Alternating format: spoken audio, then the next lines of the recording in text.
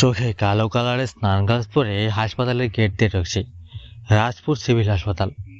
আজকে আমার প্রথম দিন এখানে ডাক্তার হিসেবে জয়েন করা। হাসপাতালের গেট দিয়ে ঢুকতেই চারপাশে চোখ পড়ালাম।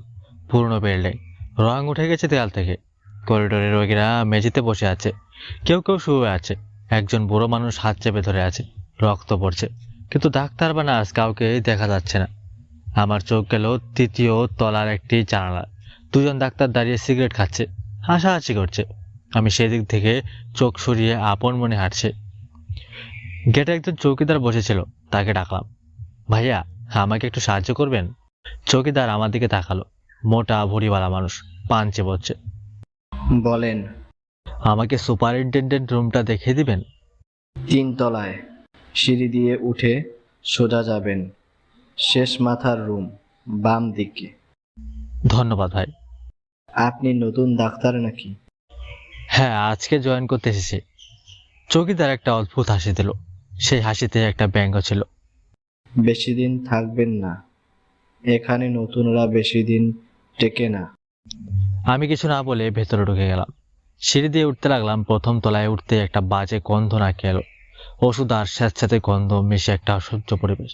দ্বিতীয় তলায় উঠতেই সেই দুজন ডাক্তারকে দেখলাম।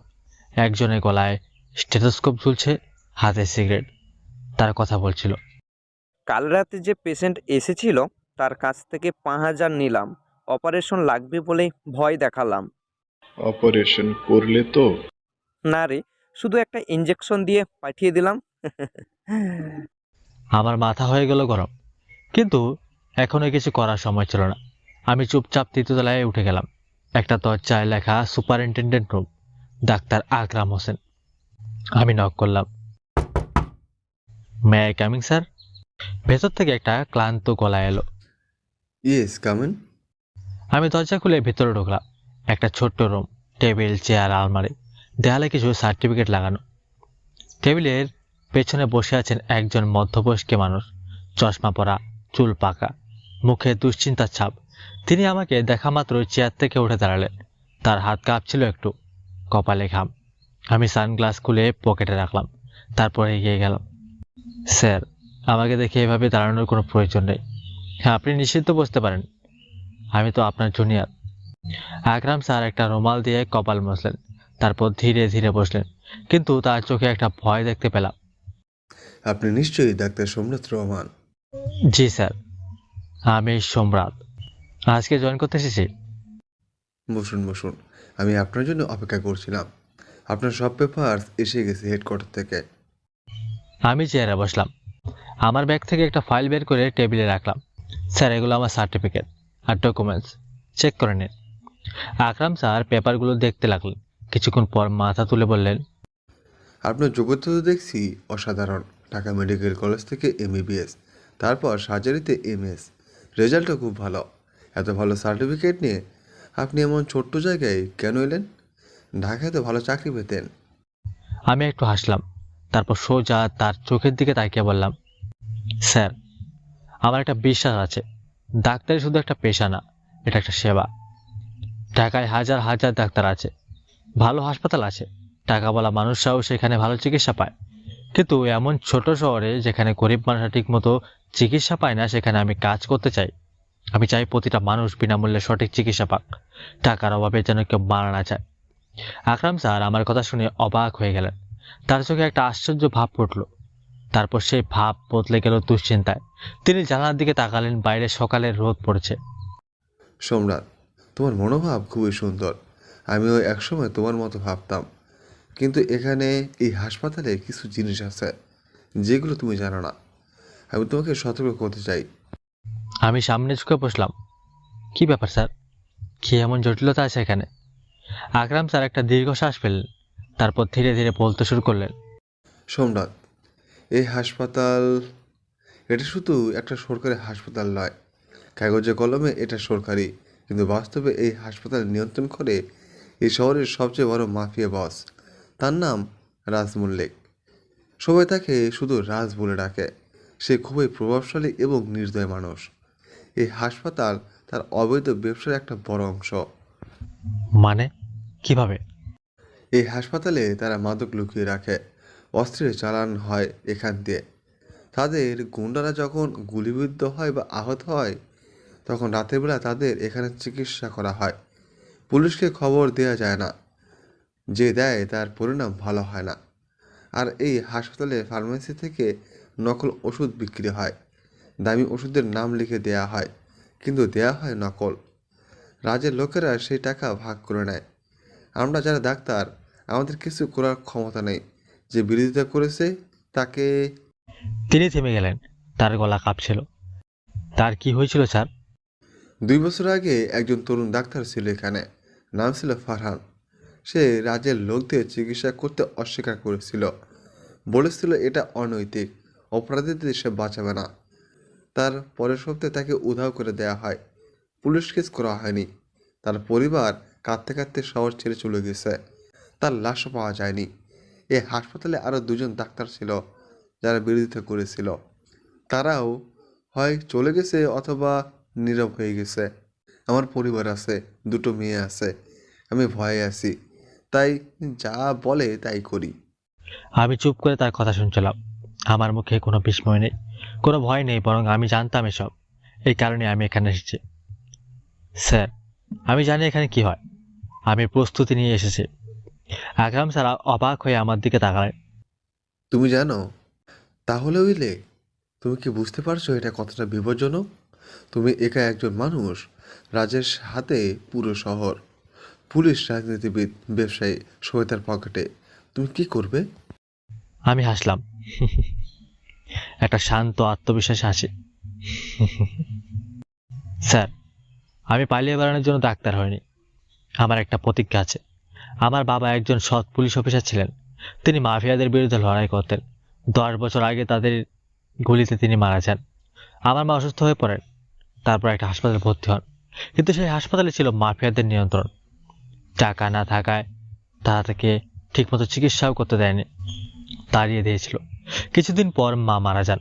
সেদিন আমি প্রতিজ্ঞা করেছিলাম, আমি ডাক্তার হব, গরিব মানুষদের বিনামূল্যে চিকিৎসা করব, এবং যেসব মাফিয়ারা হাসপাতালগুলোকে নিয়ন্ত্রণ করে, অবৈধ ব্যবসা চালায়, মানুষের জীবন নিয়ে খেলা করে, তাদের আমি ধ্বংস করব।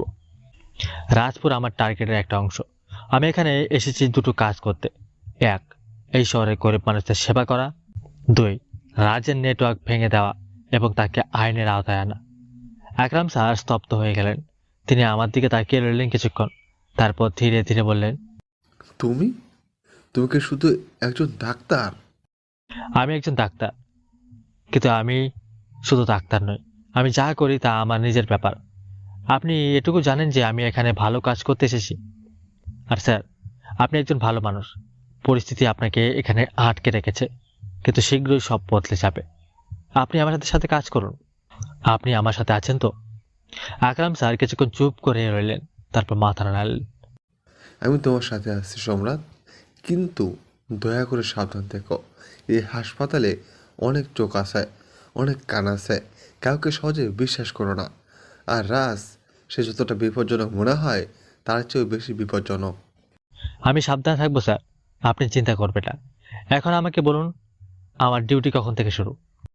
আজকে শুরু, দুপুর থেকে। তুমি ইমার্জেন্সি ওয়ার্ডে থাকবে। এখানে তোমার কোয়ার্টারের চাবি।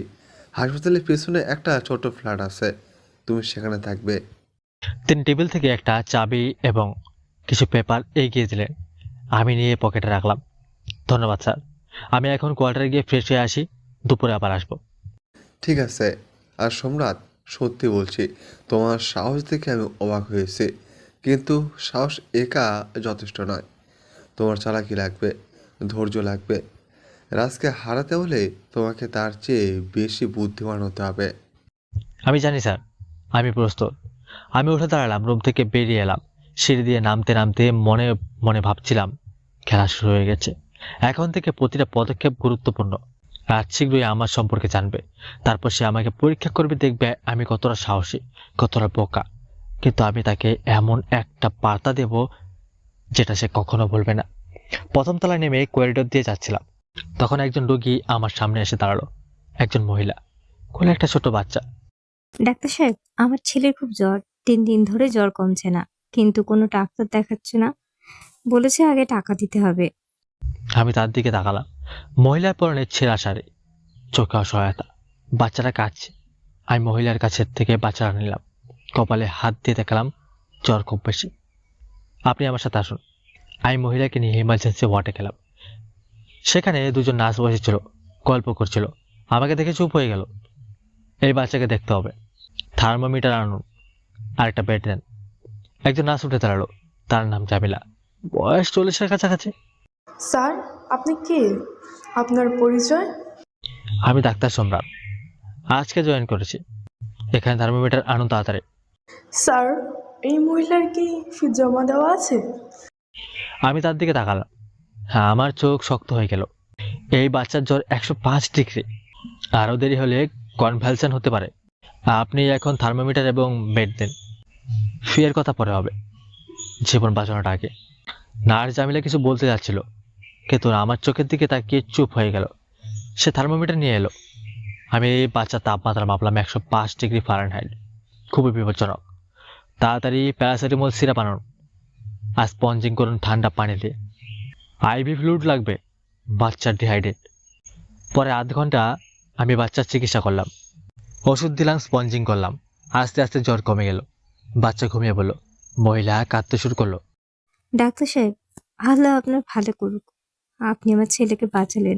আমার কাছে টাকা নেই, কিন্তু আমি আপনার জন্য দোয়া করব সারা জীবন। আমি তার মাথায় হাত রাখলাম। আপু, আপনি টাকার কথা ভাববেন না। আমি ডাক্তার, আমার কাজ মানুষের সেবা করা। আপনি এই বাচ্চাকে ভালোভাবে দেখবেন। এই যে প্রেসক্রিপশন লিখে দিলাম, বাইরে যে কোনো ফার্মেসি থেকে ওষুধগুলো কিনে নেবেন, দাম কম পড়বে। আর 3 দিন পর আবার আসবেন চেক আপের জন্য, ঠিক আছে? মহিলা মাথা নাড়ালো, তারপর তার বাচ্চাকে কোলে নিয়ে চলে গেল।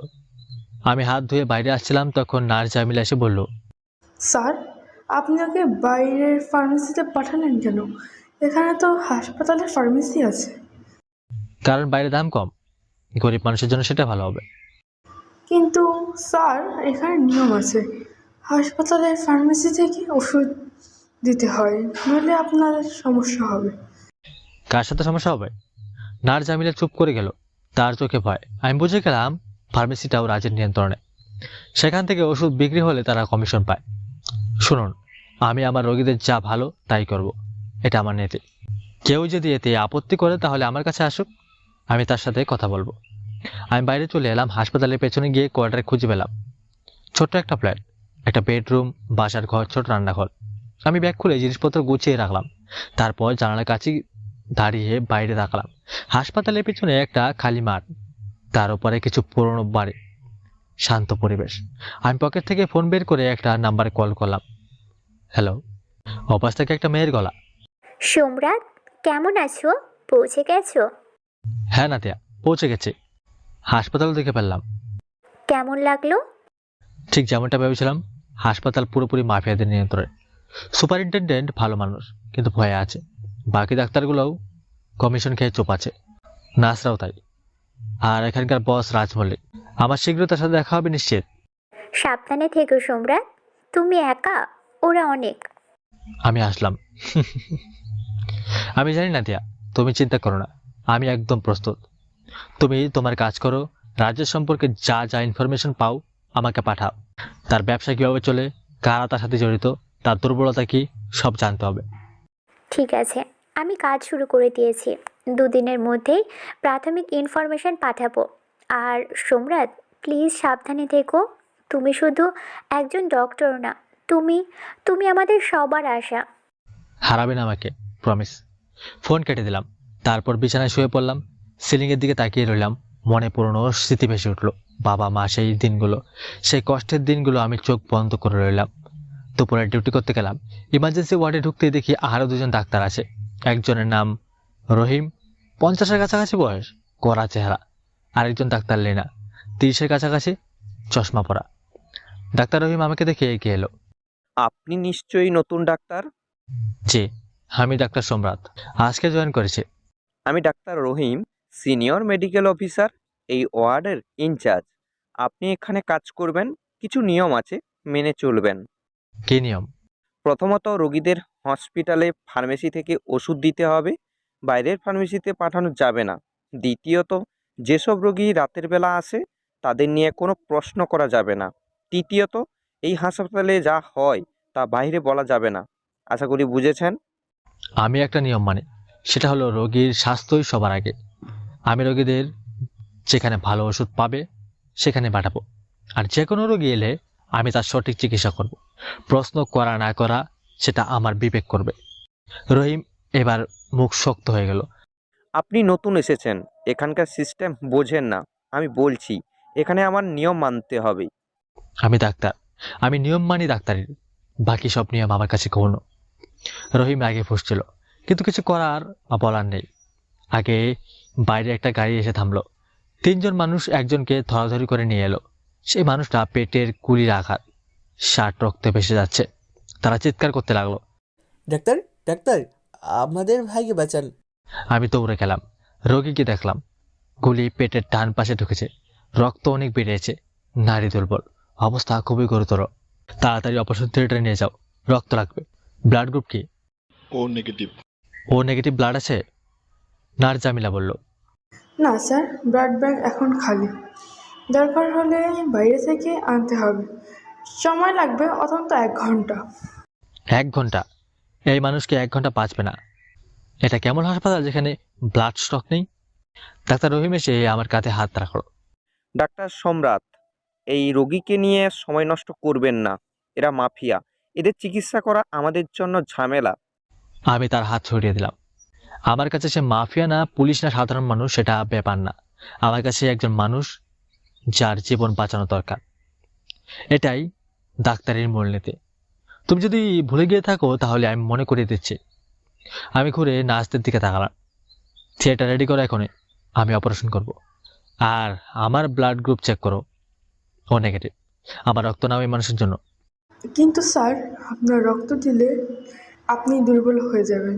আপনি অপারেশন করতে পারবেন না। আমি পারবো, তুমি তোমার কাজ করো তাড়াতাড়ি। আমার গলায় এমন কর্তৃত্ব ছিল যে সবাই নড়ে উঠলো। নার্সরা থিয়েটার রেডি করতে লাগলো। আমার থেকে রক্ত নেওয়া হলো, তারপর রোগীকে থিয়েটারে নিয়ে যাওয়া হলো। পরের 2 ঘন্টা আমি অপারেশন করলাম, গুলি বের করলাম, রক্তক্ষরণ বন্ধ করলাম, ক্ষতিগ্রস্ত টিস্যু মেরামত করলাম, সেলাই করলাম। আমার হাত একদম স্থির, নিখুঁত। নার্সরা অবাক হয়ে দেখছিল। এত দক্ষ সার্জেন তারা আগে দেখেনি। ডাক্তার লিনা অ্যাসিস্ট করছিলেন, তিনি অবাক। অবশেষে অপারেশন শেষ হলো, গুলি বের হয়ে গেছে, রোগী বেঁচে গেছে। আমি থিয়েটার থেকে বেরিয়ে এলাম, আমার সার্জিক্যাল গাউন রক্তে ভেজা, কপালে ঘাম, কিন্তু চোখে সন্তুষ্টি। বাইরে যারা রোগীকে নিয়ে এসেছিল তারা দাঁড়িয়েছিল। তাদের একজন এগিয়ে এলো, লম্বা চেহারা, গায়ে ট্যাটু, চোখে উদ্বেগ। ডাক্তার সাহেব, আমাদের সাদাব ভাই কেমন আছেন? বিপদ কেটে গেছে, গুলি বের করা হয়েছে, এখন তার রেস্ট লাগবে, সপ্তাহখানেক হাসপাতাল থাকতে হবে। লোকটা হাঁটু গেড়ে বসে আমার পা ছুঁয়ে প্রণাম করলো, তার চোখে জল। ডাক্তার সাহেব, আপনি আমাদের ভাইয়ের জীবন বাঁচালেন, আমরা এটা কখনো ভুলবো না। আমাদের কাছে টাকা আছে, আপনি যা বলবেন দেব। আমি তাকে উঠিয়ে দিলাম। আমাকে পয়সা দেওয়া দরকার নেই, এটা আমার কর্তব্য ছিল। তোমরা তোমাদের ভাইকে ভালোভাবে দেখবে। আর শোনো, তোমরা যে পথে চলছো সেটা সঠিক পথ নয়। গুলি খেয়ে একদিন না একদিন মারা যাবে, জীবন মূল্যবান। ভালো কাজ করো, সৎভাবে চলো। লোকটা মাথা নিচু করে রইল, তারপর চলে গেল। আমি অসমে গিয়ে হাত মুখ ধুলাম, আয়নায় নিজের দিকে তাকালাম। আমার চেহারায় ক্লান্তি, রক্ত দেওয়ার ফলে একটু দুর্বল লাগছে, কিন্তু মন ভালো। একটা জীবন বাঁচানো গেছে। বাইরে এসে দেখি ডাক্তার লিনা দাঁড়িয়ে আছে। তিনি আমার দিকে তাকালেন। ডাক্তার সম্রাট, আপনার অপারেশন স্কিল অসাধারণ। আমি অনেক সার্জন দেখেছি, কিন্তু আপনার মতো দক্ষ কাউকে দেখিনি। আপনি কোথায় ট্রেনিং নিয়েছেন? ঢাকা মেডিকেল, তারপর কিছুদিন একটা প্রাইভেট হাসপাতালে কাজ করেছি। অনেক জটিল কেস হ্যান্ডেল করেছে। বোঝা যাচ্ছে। আর আপনার সাহস, আপনি জানেন না এই রোগীকে? না, কে সে? তার নাম সাইফ, রাজ মল্লিকের ডান হাত, রাজের সবচেয়ে বিশ্বস্ত মানুষ। আপনি তাকে বাঁচিয়েছেন, এটা রাজের কানে যাবে। তারপর কি? তারপর রাজ আপনাকে ডাকবে, আপনার সাথে দেখা করতে চাইবে। সে দেখতে চাইবে আপনি কি কেমন মানুষ। আর তারপর হয় আপনি তার দলে ঢুকবেন, নয়তো আপনার বিপদ হবে। আমি আসলাম। আমি কোনো দলে ঢুকবো না, আমি ডাক্তার। আমার কাজ মানুষের সেবা করা, বাকি যা আছে দেখা যাবে। আপনি বুঝছেন না, রাজ খুবই শক্তিশালী। তার বিরুদ্ধে দাঁড়ানো মানেই মৃত্যু। মৃত্যু? আমি মৃত্যুকে ভয় পাই না ডাক্তার লিনা। আমি ভয় পাই অন্যায়ের সামনে চুপ করে থাকতে। আর আপনি, হ্যাঁ আপনি কেন এখানে আছেন? হ্যাঁ আপনিও তো ভালো ডাক্তার। আমার বাবা অসুস্থ, ক্যান্সার, চিকিৎসার প্রচুর টাকা লাগে। এই চাকরি আমার একমাত্র ভরসা। আমি জানি এখানে অনেক অন্যায় হয়, কিন্তু আমি অসহায়। ডাক্তার লিনা চোখ নামিয়ে নিলেন। আমি তার কাঁধে হাত রাখলাম। আপনি অসহায় না, শুধু পরিস্থিতি আপনাকে বেঁধে রেখেছে। কিন্তু পরিস্থিতি বদলানো চায়, শীঘ্রই সব বদলে যাবে, আপনি দেখবেন। ডাক্তার লিনা আমার দিকে তাকালেন। তার চোখে একটা আশা ফুটে উঠল, তারপর সেটা আবার নিভে গেল। আশা করি আপনি ঠিক বলছেন, কিন্তু সাবধান থাকবেন। রাজের চোখ এড়ানো সহজ না। সন্ধ্যা হয়ে এলো, আমার ডিউটি শেষ। কোয়ার্টারে ফিরে গেলাম, একটা সিম্পল ডিনার বানিয়ে খেলাম। তারপর বিছানায় শুয়ে পড়লাম। ফোনে নাদিয়াকে মেসেজ করলাম। প্রথম দিন ভালোভাবে গেছে, রাজের সাথে শীঘ্রই দেখা হবে। নাদিয়া রিপ্লাই দিল। সাবধানে থেকো। আমি ফোন রেখে দিলাম। চোখ বন্ধ করলাম, কিন্তু ঘুম আসছিল না।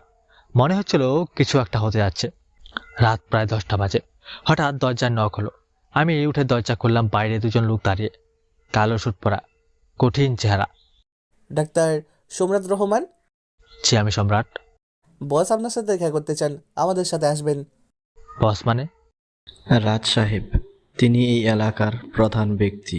তিনি আপনার সাথে কথা বলতে চান। আমি একটু ভাবলাম, তারপর হাসলাম। ঠিক আছে, আমি আসি, 2 মিনিট সময় দিন। আমি ভেতরে গিয়ে একটা শার্ট পরলাম, পকেটে ফোন রাখলাম। তারপর তাদের সাথে বেরিয়ে এলাম। নিচে একটা কালো গাড়ি দাঁড়িয়ে, আমাকে পেছনের সিটে বসালো। গাড়ি স্টার্ট হলো। শহরে বাইরের দিকে যেতে লাগলাম। রাস্তা ফাঁকা, দুপাশে গাছপালা। প্রায় 15 মিনিট যাওয়ার পর একটা বড় বাড়ির সামনে গাড়ি থামলো। উঁচু দেওয়াল, গেটে সিকিউরিটি গার্ড, সিসিটিভি ক্যামেরা। ভেতরে একটা বিশাল বাংলো, বাগান, ফোয়ারা, দামি গাড়ি পার্ক করা। আমাকে ভেতরে নিয়ে যাওয়া হলো। বসার ঘরটা বিলাসবহুল, মার্বেল মেঝে, দামি ফার্নিচার, বড় টিভি, দেওয়ালে পেন্টিং। চারপাশে কয়েকজন গার্ড দাঁড়িয়ে, সবার হাতে অস্ত্র। একটা বড় সোফায় একজন মানুষ বসেছিলেন, 40-এর কাছাকাছি বয়স, শক্ত চেহারা, ধারালো চোখ, গায়ে দামি শার্ট। তার হাতে একটা সিগার। পাশে একটা টেবিলে হুইস্কির বোতল। রাজ মল্লিক। তার পাশে দাঁড়িয়ে একজন মেয়ে, লম্বা চুল, স্মার্ট পোশাক, হাতে একটা ট্যাবলেট। তার চোখ ধারালো, মুখে কোনো ভাব নেই। রাজ আমাকে দেখে হাসলেন, একটা ঠান্ডা হাসি। ডাক্তার সম্রাট রহমান, বসুন। আমি সোফায় বসলাম। আমার চেহারায় কোনো ভয় নেই, বরং একটা শান্ত আত্মবিশ্বাস। আপনি আজ আমার একজন খুব কাছের মানুষের জীবন বাঁচিয়েছেন। সাইফ, সে আমার ডান হাত, আমার সবচেয়ে বিশ্বস্ত মানুষ। আপনি তাকে বাঁচিয়েছেন, এর জন্য আমি আপনার কাছে কৃতজ্ঞ। ধন্যবাদ, কিন্তু আমি শুধু আমার কাজ করেছি। আমি ডাক্তার, আমার কাজ জীবন বাঁচানো। রাজ সিগারে একটা টান দিলেন, তারপর আমার দিকে তাকালেন। আমি আপনাকে সম্পর্কে অনেক কিছুই শুনেছি। ঢাকা মেডিকেল কলেজ থেকে পাস, সার্জারিতে মাস্টার্স, খুবই ভালো রেজাল্ট। অনেক জায়গায় চাকরি পেতে পারতেন, কিন্তু আপনি এমন ছোট্ট জায়গায় এলেন কেন? আমাকে সত্যি কারণ বলুন। আমি সোজা তার চোখের দিকে তাকালাম। আমি গরিব মানুষের সেবা করতে চাই। ঢাকায় হাজার হাজার ডাক্তার আছে, কিন্তু এমন জায়গায় যেখানে ডাক্তারের অভাব, যেখানে মানুষ সঠিক চিকিৎসা পায় না, সেখানে আমি কাজ করতে চাই। আমার স্বপ্ন হলো প্রতিটা মানুষ বিনামূল্যে চিকিৎসা পাক। রাজ হাসলেন, একটা ব্যঙ্গাত্মক হাসি। সেবা, বিনামূল্যে চিকিৎসা, খুব নবেল চিন্তা ভাবনা। কিন্তু ডাক্তার সম্রাট, দুনিয়া এত সহজ না। মানুষ টাকা ছাড়া কিছু বোঝে না। সেবা করতে গেলে নিজের পেট চালাতে হয়। আপনার বেতন কত? 15,000 টাকা? এতে কি চলে? আমার জন্য যথেষ্ট। আমার বেশি কিছু দরকার নেই। একটা ছাদ, দুমুঠো খাবার আর সুযোগ মানুষের সেবা করার, এটাই আমার চাওয়া। রাজ সিগার নিভিয়ে টেবিলে রাখলেন, তারপর সামনে ঝুঁকে বসলেন। আমার একটা প্রস্তাব আছে আপনার জন্য। আপনি আমার ব্যক্তিগত ডাক্তার হয়ে যান। মাসে 1,00,000 টাকা বেতন, আলাদা গাড়ি বাড়ি, সব সুবিধা। শুধু আমার এবং আমার মানুষদের চিকিৎসা করবেন। হাসপাতালে কাজ করার দরকার নেই। কি বলেন? আমি কিছুক্ষণ চুপ করে রইলাম, তারপর মাথা নাড়ালাম। আপনার প্রস্তাব ভালো, টাকাও অনেক, কিন্তু আমি প্রত্যাখ্যান করছি। রাজের ভ্রু কুঁচকে গেল। পাশে দাঁড়ানো মেয়েটা অবাক হয়ে আমার দিকে তাকালো। কেন কেন প্রত্যাখ্যান করছেন? কারণ আমি শুধু একজন ডাক্তার হতে চাই না, আমি সবার ডাক্তার হতে চাই। যার চিকিৎসার দরকার তাকে দেব, ধনী গরিব ভালো খারাপ আমি ভেদাভেদ করি না, এটা আমার প্রতিজ্ঞা। আর আমি টাকার জন্য ডাক্তার হইনি, আমি হয়েছি মানুষের জন্য। তাছাড়া আপনার মতো শক্তিশালী মানুষের তো ভালো ডাক্তারের অভাব নেই, টাকা থেকে যে কোনো বড় ডাক্তারকে আনতে পারে। কিন্তু এই শহরে গরিব মানুষদের আমার মতো ডাক্তার দরকার, তাই আমি হাসপাতালে থাকবো। রাজ কিছুক্ষণে আমার দিকে তাকিয়ে রইলেন, তার চোখে শুরু হয়ে গেল। তারপর হঠাৎ হেসে উঠলেন, একটা বিপজ্জনক হাসি। আপনি সত্যি ইন্টারেস্টিং মানুষ ডাক্তার সম্রাট। আমি অনেক মানুষ দেখেছি জীবনে, কেউ টাকার লোভে আমার কাছে আসে, কেউ ভয়ে মাথা নত করে, কিন্তু আপনি কোনোটাতেই না। আপনি সাহসী অথবা বোকা, এখনও বুঝতে পারছি না। আমি না সাহসী না বোকা, আমি শুধু একজন ডাক্তার যে তার কাজ করতে চায়। এই শহরে আমার একটাই লক্ষ্য, মানুষের সেবা করা, বাকি সব গৌণ। রাজ উঠে দাঁড়ালেন, তিনি আমার কাছে এসে দাঁড়ালেন, চোখে চোখ রাখলেন। তার উচ্চতা আমার চেয়ে একটু বেশি, কিন্তু আমি পিছু হটলাম না। ডাক্তার সম্রাট, আমি আপনাকে সম্মান করি, কিন্তু একটা কথা মনে রাখবেন, এই শহরে আমার নিয়ম চলে। যে আমার পথে বাধা হয় তার পরিণাম ভালো হয় না। আপনি হাসপাতালে কাজ করুন, রোগীদের সেবা করুন, কিন্তু আমার ব্যাপারে নাক গলাবেন না, আমার ব্যবসায় হস্তক্ষেপ করবেন না, বুঝলেন? আমি তার চোখের দিকে তাকালাম, আমার চোখে কোনো ভয় নেই। আমি আমার কাজ করব, আপনি আপনার কাজ করবেন। কিন্তু যদি আপনার কাজের মানুষের ক্ষতি করে, যদি আপনার কাজে হাসপাতালে পবিত্রতা নষ্ট করে, তাহলে আমি চুপ থাকবো না। কারণ আমি বিশ্বাস করি অন্যায়ের সাম্রাজ্য বেশি দিন টেকে না, একদিন সব ভেঙে পড়ে। আর সেদিন যখন আসবে, আপনি একা হয়ে যাবেন। রাজের চোখ রাগে জ্বলে উঠল, তার হাতে মুষ্টিবদ্ধ হয়ে গেল। পাশে দাঁড়ানো গার্ডরা এগিয়ে এলো, কিন্তু রাজ হাত তুলে তাদের থামালেন। আপনি যেতে পারেন ডাক্তার সম্রাট, কিন্তু সাবধান, এই শহর ক্ষমা করে না, আর আমি আরও কম ক্ষমা করি। আমি আসলাম, একটা শান্ত নির্ভীক হাসি। আমিও ক্ষমা করি না অন্যায়কে। শুভরাত্রি মিস্টার রাজ। আমি ঘুরে বাইরে চলে এলাম, গাড়িতে তুলে দেওয়া হলো। ফেরার পথে জানালা দিয়ে বাইরে তাকালাম, রাস্তা ফাঁকা, অন্ধকার, আকাশে তারা চলছে। আমি জানতাম যুদ্ধ শুরু হয়ে গেছে। রাজ এখন আমাকে চেনে, সে জানে আমি তার দলে আসবো না। এখন সে আমাকে পরীক্ষা করবে, দেখবে আমি কতটা শক্ত। আর তারপর হয় সে আমাকে ভাঙার চেষ্টা করবে, নয়তো শেষ করে দেওয়ার। কিন্তু আমি প্রস্তুত ছিলাম, আমি এই যুদ্ধের জন্য এসেছি। পরের দিন সকালে আমি হাসপাতালে গেলাম। আজ থেকে নিয়মিত ডিউটি। ইমার্জেন্সি ওয়ার্ডে ঢুকে দেখি ডাক্তার রহিম আমার জন্য অপেক্ষা করছে। তার চোখে একটা রাগ। ডাক্তার সম্রাট, আমার রুমে আসুন, আপনার সাথে কথা আছে। আমি তার পেছনে গেলাম। একটা ছোট্ট রুম, টেবিল, চেয়ার। রহিম দরজা বন্ধ করে দিল, তারপর আমার দিকে ঘুরল। আপনি গতকাল রাতে রাজ সাহেবের বাড়িতে গিয়েছিলেন হ্যাঁ, তিনি আমাকে ডেকে পাঠিয়েছিলেন। এবং আপনি তার প্রস্তাব প্রত্যাখ্যান করেছেন, তার সাথে তর্ক করেছেন। আমি তর্ক করিনি, শুধু আমার মতামত জানিয়েছি। আমি তার ব্যক্তিগত ডাক্তার হতে চাই না। রহিম হাত দিয়ে বসে পড়ল। আপনি কি পাগল? আপনি জানেন কি করেছেন? রাজ সাহেব যখন কাউকে ডাকেন, তখন তার কথা শোনা হয়, তার প্রস্তাব মানা হয়। আপনি প্রত্যাখ্যান করেছেন আর তার সাথে সেইভাবে কথা বলেছেন, এটা আত্মহত্যার শামিল। আমি শান্তভাবে বললাম, আমি আমার নীতিতে বিশ্বাস করি ডাক্তার রহিম। আমি ভয়ে বা লোভে আমার নীতি বদলাই না। আমি ডাক্তার, আমি সবার সেবা করব, শুধু একজনের না। নীতি নীতি দিয়ে পেট চলে না ডাক্তার সম্রাট। এই শহরে রাজ সাহেবের বিরুদ্ধে যারা দাঁড়িয়েছে তারা আর নেই, আপনি বুঝছেন না। আজ না হোক কাল তিনি আপনার জন্য কিছু একটা করবেন, আপনি বিপদে পড়বেন। আমি আসলাম, বিপদে বললে সামলাবে, কিন্তু আপনি চিন্তা করবেন না। হ্যাঁ, আমাকে আমার কাজ করতে দেন। রহিম মাথা নাড়ল। আমি আপনাকে সাবধান করে দিলাম, এরপর যা হবে তার দায় আমার না। আমি তার রুম থেকে বেরিয়ে এলাম, ইমার্জেন্সি ওয়ার্ডে গেলাম।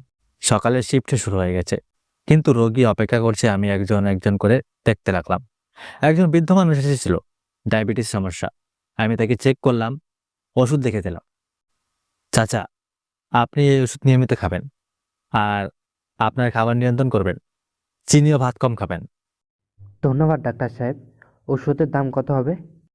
এই প্রেসক্রিপশন নিয়ে বাইরে যে কোনো ফার্মেসিতে যাবেন, মোটামুটি 200 টাকার মতো হবে। বাইরে? এখানকার ফার্মেসিতে না।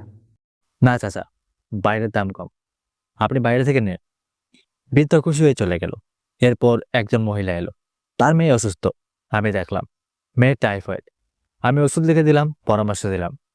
এইভাবে সকাল কাটলো। দুপুরের দিকে হঠাৎ একটা গাড়ি এসে থামলো হাসপাতালের গেটে। একটা দামি গাড়ি। সেখান থেকে একজন মেয়ে নামলো, লম্বা চুল, স্মার্ট পোশাক। গতকাল রাজের বাড়ি যাকে দেখেছিলাম। সে সোজা ইমার্জেন্সি ওয়ার্ডে এসে ঢুকলো, চারপাশে তাকালো, তারপর আমাকে দেখে এগিয়ে এলো। আপনি ডাক্তার সম্রাট? জি, আপনি? আমার নাম নাহিয়ান, রাজ সাহেবের পার্সোনাল অ্যাসিস্ট্যান্ট। আমি এসেছি সাহেব ভাইয়ার খোঁজ নিতে। ও, সাহেবের অবস্থা ভালো, তাকে দেখতে চান? হ্যাঁ। আমি তাকে নিয়ে প্রাইভেট ওয়ার্ডে গেলাম।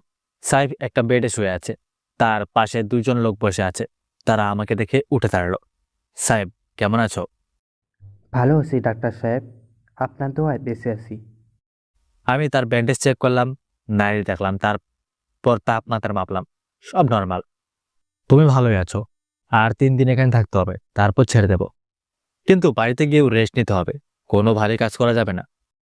জি ডাক্তার সাহেব। নাহিয়ান সাহেবের কাছে গিয়ে বলল, বস আপনার খোঁজ নিতে বলেছেন, আপনি ভালো থাকলে তিনি খুশি হবেন। বসকে বলবেন আমি ভালো আছি। ডাক্তার সম্রাট আমাকে বাঁচিয়েছেন, উনি অসাধারণ ডাক্তার। নাহিয়ান আমার দিকে তাকালো, তার চোখে একটা অদ্ভুত ভাব। ডাক্তার সম্রাট, আমি আপনার সঙ্গে একটু কথা বলতে পারি, প্রাইভেটলি? অবশ্যই। আমি তাকে নিয়ে বাইরে এলাম, হাসপাতালের পেছনে একটা ফাঁকা জায়গায় দাঁড়ালাম। ডাক্তার সম্রাট, আমি সরাসরি কথা বলি। রাজ সাহেব আপনার ব্যাপারে কনফিউজ। তিনি বুঝতে পারছেন না আপনি কি চান। আপনি তার অফার প্রত্যাখ্যান করেছেন, তার সাথে সেইভাবে কথা বলেছেন। সাধারণ এরকম করলে মানুষের পরিণাম ভালো হয় না, কিন্তু আপনি সাহেব ভাইয়াকে বাঁচিয়েছেন, তাই তিনি এখনও কিছু করেনি। কিন্তু আমি আপনাকে সাবধান করতে চাই, রাজ সাহেব ধৈর্যের একটা সীমা আছে। আপনি যদি তার পথে বাধা হন তাহলে। আমি তোর কথা কেটে দিলাম। তাহলে কি আমাকে শেষ করে দেবে, হত্যা করবে? এই বই দেখার জন্য চেষ্টা করছো? আমি ভয় দেখাচ্ছি না, আমি সত্যি বলছি। আপনি এই শহরে নতুন, আপনি জানেন না রাজ সাহেব কতটা শক্তিশালী। আমি তার চোখের দিকে তাকালাম, আমার চোখে কোনো ভয় নেই। শোনো নাহিয়ান, আমি এই শহরে এসেছি একটা কাজ করতে, মানুষের সেবা করতে। কোনো মাফিয়া বা গুন্ডা আমাকে এই কাজ থেকে সরাতে পারবে না। রাজ যত শক্তিশালী হোক না কেন, আমি ভয় পাই না। আর আমার একটা কথা রাজকে বলে দিও, অন্যায় যত শক্তিশালী হোক, একদিন তার পতন হয়, সেদিন বেশি দূর না। নাহিয়ান অবাক হয়ে আমার দিকে তাকালো, তারপর একটা ছোট্ট হাসি দিল। আপনি সত্যিই আলাদা, কিন্তু সাবধান থাকবেন, এই শহর বিপজ্জনক। সে চলে গেল।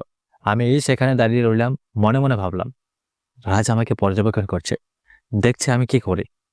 এখন আমাকে সাবধান চলতে হবে। দুপুরে খাওয়ার পর আবার ওয়ার্ডে ফিরলাম। তখন আকরাম স্যার এলেন। সম্রাট, তোমার সাথে এই কথা আছে, আমার রুমে আসো। আমি তার রুমে গেলাম, তিনি দরজা বন্ধ করে দিলেন।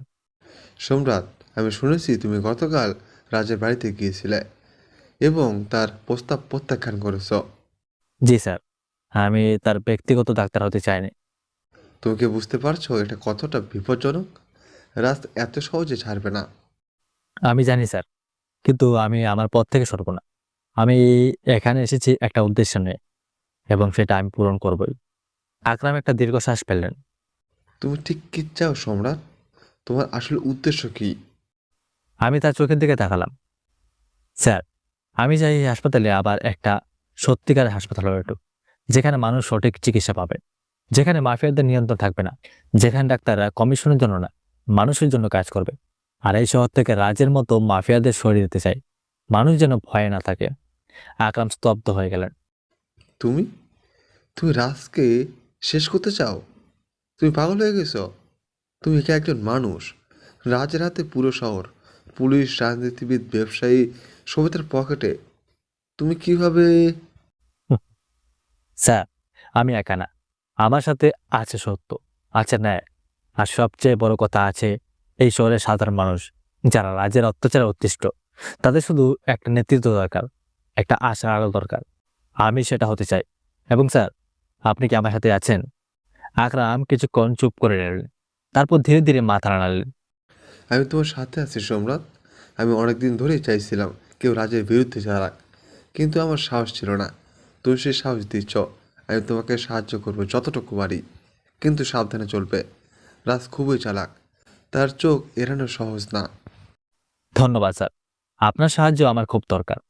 আর চিন্তা করবেন না, আমি সব প্ল্যান করে এসেছি। সন্ধ্যায় ডিউটি শেষ করে কোয়ার্টারে ফিরলাম, একটা সিম্পল ডিনার বানিয়ে খেলাম, তারপর ল্যাপটপ খুললাম, নাদিয়াকে ভিডিও কল করলাম। স্ক্রিনে নাদিয়ার মুখ ভেসে উঠলো, সুন্দর মুখ, চশমা পরা, লম্বা চুল বাঁধা। হাই সোমরাত, কেমন আছো? ভালো আছি, তোমার কাজ কত দূর? আমি রাজের সম্পর্কে অনেক ইনফরমেশন জোগাড় করেছি, তার ব্যবসার ডিটেলস, তার সাথে কারা জড়িত আর তার টাকার উৎস সব এখন তোমার মেইলে পাঠাচ্ছি। পারফেক্ট। আর তার দুর্বলতা কি খুঁজে পেয়েছো? হ্যাঁ, রাজের একটা বড় দুর্বলতা আছে। তার মাদক ব্যবসার মেইন সাপ্লাই চেইন চলে এই হাসপাতালের মাধ্যমে। হাসপাতালের একটা গোপন স্টোররুম আছে, সেখানেই মাদক লুকিয়ে রাখা হয়, তারপর সেখান থেকে বিভিন্ন জায়গায় পাঠানো হয়। যদি এই চেইনটা ভাঙা যায় তাহলে রাজের ব্যবসার বড় ধাক্কা লাগবে। চমৎকার। স্টোররুমটা কোথায়? হাসপাতালের বেসমেন্টে একটা লক রুম, শুধু ডক্টর রহিম আর কিছু বিশ্বস্ত লোকের চাবি আছে। বুঝেছি। আমি একটা পরিকল্পনা করছি, কিছুদিনের মধ্যে সেই স্টোররুম খুঁজে বের করব। সাবধানে থেকো সম্রাট, রাজের লোকেরা সব সময় নজর রাখছে। আমি জানি, তুমি সাবধানে থাকো। আর হ্যাঁ, পুলিশে আমাদের কোনো কন্ট্যাক্ট আছে? আছে, একজন সৎ পুলিশ অফিসার আছেন, নাম ইন্সপেক্টর কামাল। তিনি রাজকে ধরতে চান, কিন্তু প্রমাণের অভাবে পারছেন না। যদি আমরা প্রমাণ দিতে পারি তিনি অ্যাকশন নেবেন। পারফেক্ট। তাহলে আমাদের কাজ হলো প্রমাণ জোগাড় করা। আমি শুরু করে দিয়েছি। Good luck. আর সম্রাট, প্লিজ নিজের যত্ন নিও। নেব। তুমিও। কল কেটে দিলাম। তারপর নাদিয়ার পাঠানো ফাইলগুলো খুলে দেখতে লাগলাম। রাজের পুরো নেটওয়ার্ক ডিটেলস, তার সাথে কোন পুলিশ অফিসার জড়িত, কোন রাজনীতিবিদ জড়িত, কোথায় কোথায় তার ব্যবসা, সব। আমি একটা নোটবুকে সব গুরুত্বপূর্ণ পয়েন্ট লিখে রাখলাম। তারপর ল্যাপটপ বন্ধ করে বিছানায় শুয়ে পড়লাম। পরের কয়েকদিন স্বাভাবিকভাবেই কাটলো। আমি নিয়মিত হাসপাতালে কাজ করছি, রোগীদের দেখছি, চিকিৎসা করছি। সবাই আমাকে পছন্দ করতে শুরু করেছে, কারণ আমি সবার সাথে ভালো ব্যবহার করি, বিনামূল্যে অনেককে দেখি, গরিবদের ওষুধের টাকা নিজের পকেট থেকে দিয়ে দিই। কিন্তু এর মধ্যে আমি লক্ষ্য করছি কিছু লোক আমাকে নজর রাখছে, রাজের গুপ্তচর। তারা দেখছে আমি কি করি, কার সাথে কথা বলি। একদিন রাতে আমি ডিউটি শেষ করে কোয়ার্টারে ফিরছিলাম, হঠাৎ দুজন লোক আমার সামনে এসে দাঁড়ালো, মোটা শক্ত চেহারা, হাতে লাঠি। ডাক্তার সম্রাট? হ্যাঁ, কি চাই? তোমাকে একটা মেসেজ দিতে এসেছি। এই শহর থেকে চলে যাও, না হলে ভালো হবে না। আমি আসলাম। আমি কোথাও যাচ্ছি না, আমার কাজ এখন শেষ হয়নি। তাহলে তোমাকে বুঝিয়ে দিতে হবে। তারা লাঠি তুলে আমার দিকে এগিয়ে এলো। আমি প্রস্তুত ছিলাম। এক নম্বর লোক যখন লাঠি দিয়ে আঘাত করলো, আমি পাশে সরে গেলাম, তার হাত ধরে টুইস্ট করলাম। সে চিৎকার করে উঠলো। আমি তাকে ধাক্কা দিয়ে মাটিতে ফেললাম। 2 নম্বর লোক যখন পেছন থেকে আক্রমণ করলো, আমি ঘুরে তার পেটে কিক করলাম। সে দুমড়ে পড়লো। তারপর আমি তার গলা চেপে ধরলাম। শোনো, আমার কাছে তোমাদের পাঠিয়েছে রাজ। তাকে গিয়ে বললো আমি ভয় পাই না, আমি এই শহর ছাড়বো না, আর পরের বার যদি কেউ আমাকে আক্রমণ করো তাহলে তার পরিণাম কিন্তু আরো ভয়ঙ্কর হবে। আমি তাকে ছেড়ে দিলাম। দুজনেই উঠে দৌড়ে পালিয়ে গেল। আমি এই কোয়ার্টারে ঢুকলাম, হাত মুখ ধুলাম, মনে মনে জানতাম এটা শুধু শুরু। রাজ এখন বুঝেছে আমাকে ভয় দেখিয়ে কোনো কাজ হবে না, এখন সে অন্য উপায় খুঁজবে। পরের দিন সকালে হাসপাতালে গেলাম। আকরাম স্যার আমাকে ডাকলেন। সম্রাট, তোমার উপর গতকাল আক্রমণ হয়েছে শুনলাম, তুমি ঠিক আছো? জি স্যার, আমি ঠিক আছে। ওরা দুর্বল ছিল। কিন্তু পরের বার আরো শক্তিশালী লোক পাঠাবে, তোমার নিরাপত্তার ব্যাপারে ভাবতে হবে। স্যার, আমি নিজের সুরক্ষা নিজে করতে পারি, আপনি চিন্তা করবেন না। তার চেয়ে আমাকে বলুন হাসপাতালের বেসমেন্টে কি আছে। আকরাম চমকে উঠলেন। বেসমেন্ট? সেখানে পুরনো যন্ত্রপাতি রাখা আছে কেন? আমি জানি সেখানে একটা গোপন স্টোর রুম আছে, যেখানে মাদক রাখা হয়। আমি সেটা দেখতে চাই। আকরাম ঘাবড়ে গেলেন। তুমি কিভাবে জানলে? সেখানে যাওয়া খুবই বিপজ্জনক। রহিম এবং রাজের কিছু বিশ্বস্ত লোক ছাড়া কেউ সেখানে যেতে পারে না। আমাকে যেতেই হবে, প্রমাণ জোগাড় করতেই হবে। আপনি কি আমাকে সাহায্য করবেন? আকরাম কিছুক্ষণ ভাবলেন, তারপর মাথা নাড়ল। ঠিক আছে, কিন্তু সাবধানে। আজ রাতে একটা সুযোগ হতে পারে। রহিম ছুটিতে যাবে, বাকি সবাই রাত 10টার পরে চলে যায়। তখন তুমি বেসমেন্টে যেতে পারো, তালা ভাঙতে হবে। ঠিক আছে, আজ রাতে যাব। রাত 10টা বাজে। হাসপাতাল প্রায় ফাঁকা, শুধু নাইট ডিউটির কিছু নার্স আর একজন ডাক্তার আছে। আমি এই কোয়ার্টার থেকে বেরিয়ে এলাম, কালো হুডি পড়েছি, হাতে একটা টর্চ লাইট, পকেটে একটা ছোট্ট টুল কিট, তালা ভাঙার জন্য। চুপি চুপি হাসপাতালের পেছন দিক দিয়ে গিয়ে ঢুকলাম। করিডোর ফাঁকা, সিঁড়ি দিয়ে নিচে নামতে লাগলাম। বেসমেন্ট, অন্ধকার, স্যাঁতস্যাঁতে গন্ধ। টর্চ চালালাম, চারপাশে তাকালাম। পুরনো বেড, ভাঙা চেয়ার, ব্যবহৃত মেডিকেল যন্ত্রপাতি, সব এলোমেলো হয়ে পড়ে আছে। আমি ধীরে ধীরে এগোতে লাগলাম। একটা দেওয়াল ধরে হাঁটছি, হঠাৎ আমার হাতে একটা জায়গা আটকে গেল। দেয়ালে একটা ফাঁক, একটা লুকোনো দরজা, দরজায় একটা বড় তালা। আমি পকেট থেকে টুলকিট বের করলাম, তালা খোলার কাজ শুরু করলাম। আমি এই কাজ শিখেছি বিশেষ ট্রেনিং থেকে। 5 মিনিট পর তালা খুলে গেল। দরজা ঠেলে ভেতরে ঢুকলাম। একটা ছোট্ট রুম, দেয়ালে সেলফে কার্ডবোর্ড বক্স সাজানো। আমি একটা বাক্স খুললাম, ভেতরে প্লাস্টিকের প্যাকেট, সাদা পাউডার, মাদক। আমি ফোন বের করে ছবি তুলতে লাগলাম প্রতিটা বক্সের, প্রতিটা প্যাকেটের। প্রমাণ সংগ্রহ করেছি। হঠাৎ বাইরে একটা শব্দ শুনলাম, পায়ের শব্দ, কেউ আসছে। আমি তাড়াতাড়ি ফোন পকেটে রাখলাম, টর্চ নিভিয়ে দিলাম। অন্ধকার দাঁড়িয়ে রইলাম, দরজা খোলা, যদি কেউ দেখে ফেলে। শব্দ কাছে আসছে, আমি শ্বাস বন্ধ করে রইলাম। তারপর শব্দ করে চলে গেল, কেউ পাশ দিয়ে হেঁটে গেছে। আমি স্বস্তির নিস্তার ফেললাম। আমি আরো কিছু ছবি তুললাম, তারপর একটা ছোট্ট প্যাকেট পকেটে নিলাম, স্যাম্পল হিসাবে, পরীক্ষা করার জন্য। তারপর চুপি চুপি করে বেরিয়ে এলাম, দরজা বন্ধ করে তালা লাগিয়ে দিলাম। দ্রুত সিঁড়ি দিয়ে উঠে এলাম, করিডোর দিয়ে যাচ্ছে। হঠাৎ সামনে একজন দাঁড়িয়ে আছে, নার্সিং জামিলা। ডাক্তার সম্রাট, আপনি এখানে কি করছেন এত রাতে? আমি মাথা ঠান্ডা রেখে বললাম, আসলে একটা ফাইল দেখে গেছিলাম অফিসে, সেটা নিতে এসেছিলাম। আপনি? আমি নাইট ডিউটিতে আছি, একটু ওষুধ নিতে স্টোরে যাচ্ছিলাম। ও আচ্ছা, তাহলে আমি যাই। Good night. Good night. আমি দ্রুত বেরিয়ে এলাম, কোয়ার্টারে ফিরে দরজা বন্ধ করে দিলাম। তারপর ফোন খুলে ছবিগুলো দেখলাম, পারফেক্ট, স্পষ্ট প্রমাণ। আমি তাদেরকে কল করলাম। হ্যাঁ সম্রাট। কাজ হয়ে গেছে, স্টোর রুম খুঁজে পেয়েছি, মাদকের ছবি তুলছি, এখন তোমার মেইলে পাঠাচ্ছে। গ্রেট। এবার এগুলো ইন্সপেক্টর কামালের কাছে পাঠাতে হবে, তিনি রেড করবেন। হ্যাঁ, কিন্তু সাবধানে, রাজের হাতে পুলিশে অনেক মানুষ আছে, যদি খবর চলে যায় তাহলে এরা সব সরিয়ে ফেলবে। ঠিক বলেছ। আমি জামাল স্যারের সাথে সরাসরি যোগাযোগ করব কাল সকালে। তুমি সাবধানে থেকো। থাকবো। কল কেটে দিলাম, তারপর বিছানায় শুয়ে পড়লাম, কিন্তু ঘুম আসছিল না। মনে হচ্ছিল বড় কিছু একটা হতে যাচ্ছে। পরের দিন সকালে হাসপাতালে গেলাম, স্বাভাবিকভাবে কাজ করছি, রোগী দেখছি, কিন্তু মাথায় চিন্তা, কামাল স্যার কবে রেড করবে। দুপুর দিকে হঠাৎ হাসপাতালে একটা হইচই শুরু হলো। কয়েকটা পুলিশের গাড়ি এসে থামলো, পুলিশ নামলো, তাদের নেতৃত্বে একজন অফিসার, লম্বা শক্ত চেহারা, চোখে দৃঢ়তা, ইন্সপেক্টর কামাল। তিনি সরাসরি আকরাম স্যারের রুমে গেলেন। আমি দূর থেকে দেখছি কিছুক্ষণ পর আকরাম স্যার, কামাল স্যার আর কিছু পুলিশ বেসমেন্টের দিকে গেল।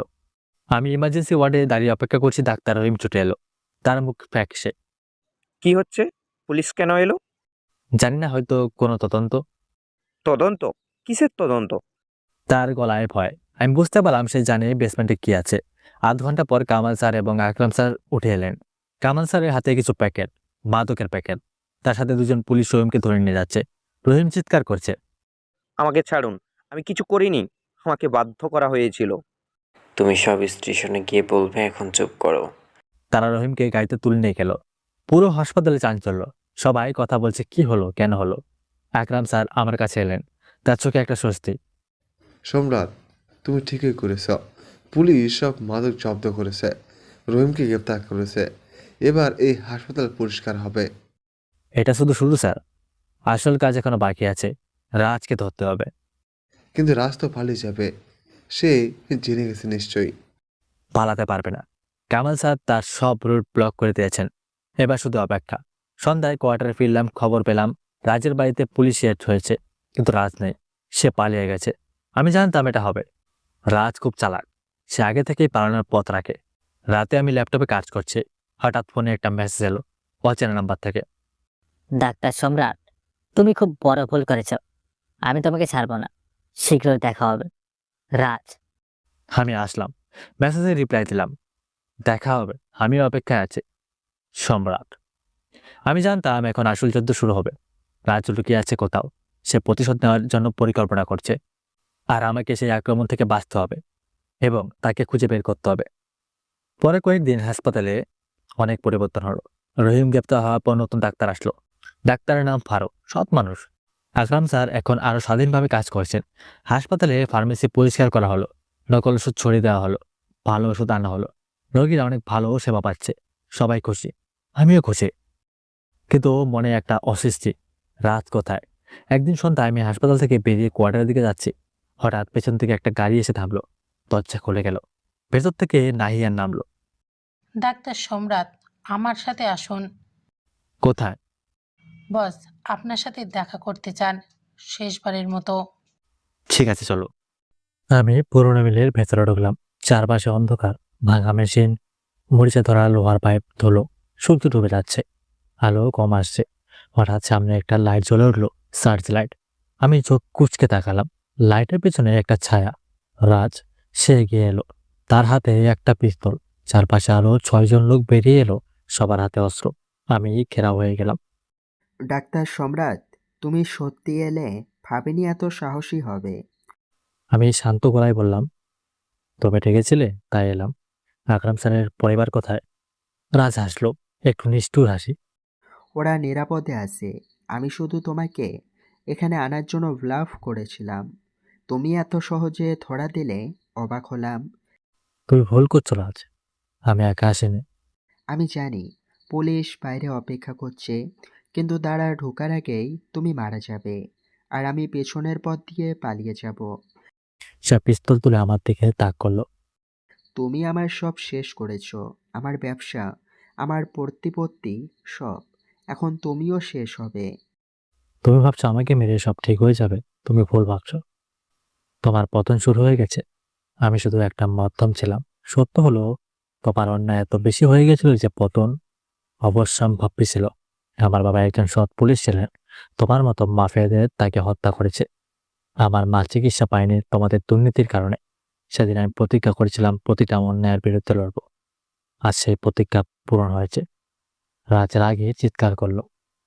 তোমার প্রতিজ্ঞা অসম্পূর্ণই থাকবে। সে ট্রিগার টানতে যাচ্ছিল, হঠাৎ বাইরে গুলির শব্দ, চিৎকার। রাজ চমকে গেল।